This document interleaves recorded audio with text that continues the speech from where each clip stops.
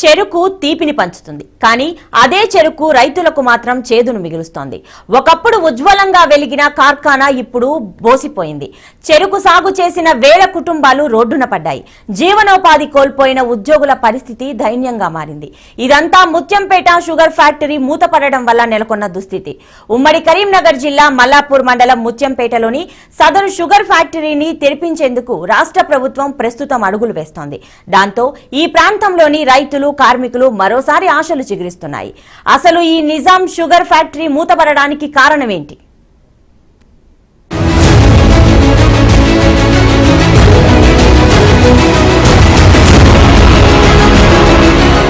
ఉమ్మడి కరీంనగర్ జిల్లా మల్లాపూర్ మండలం ముత్యంపేట గ్రామంలో నిజాంల కాలంలో షుగర్ ఫ్యాక్టరీ స్థాపించారు. అప్పటి నుంచి ఈ ఫ్యాక్టరీ విజయవంతంగా నడిచింది. ఉమ్మడి కరీంనగర్ జిల్లా మాత్రమే కాకుండా నిజామాబాద్ జిల్లాలో కూడా ఎక్కడ చూసినా చెరుకు రైతులు, చెరుకు ఆధారిత కూలీలు కనిపిస్తూ ఉండేవారు. ఆ ఫ్యాక్టరీలో సుమారు 200 మంది కార్మికులు పనిచేసేవారు. ఫ్యాక్టరీ చుట్టుపక్కల ప్రాంతాల్లో వేలాది మంది రైతులు చెరుకును పండించి ఈ ఫ్యాక్టరీలో అమ్ముకునేవారు. దాంతో ఆర్థికంగా ఈ ప్రాంత ప్రజలు బాగా ఎదిగారు.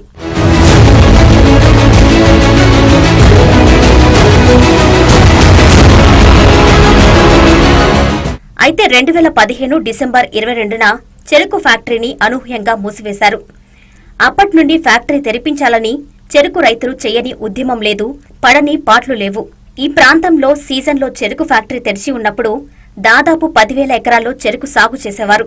రైతులతో పాటు ప్రత్యక్షంగా, పరోక్షంగా సుమారు 1,00,000 మంది ఈ ఫ్యాక్టరీపై ఆధారపడి జీవించేవారు.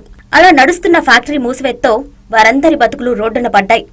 ఆ క్రమంలో రైతులే ఫ్యాక్టరీ నడిపించుకోవాలని, ప్రభుత్వ వాటాతో ఫ్యాక్టరీ నడిపిస్తామని పాలకులు చెప్పినప్పటికీ ఏదీ కార్యరూపం దాల్చలేదు.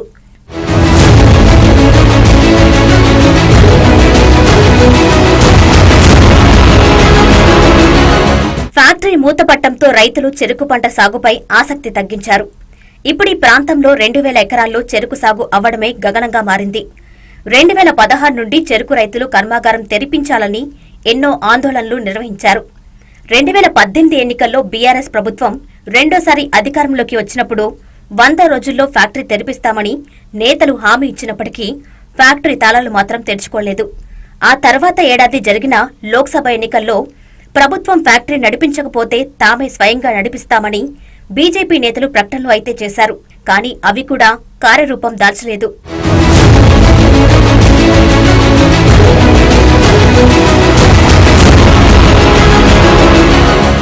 ఆ ఎఫెక్ట్తో ప్రతి సీజన్లో సాగు తగ్గుతూ వచ్చింది. గత ఎన్నికల్లో చక్కెర కర్మాగారం తెరిపించాలని చెరుకు రైతులు గ్రామ గ్రామాన తిరుగుతూ ఉద్యమం చేపట్టారు. అయితే రాజకీయ పక్షాలు హామీలు అయితే ఇచ్చాయి, కానీ అవి అమలుకు నోచుకోలేదు. పలుసార్లు కోరుట్ల, మెట్టుపల్లి, జగిత్యాల ప్రాంతాల్లో రైతులు ధర్నాలు, రాస్తారోకోలు నిర్వహించినా పట్టించుకునే నాదుడే లేకుండా పోయాడు.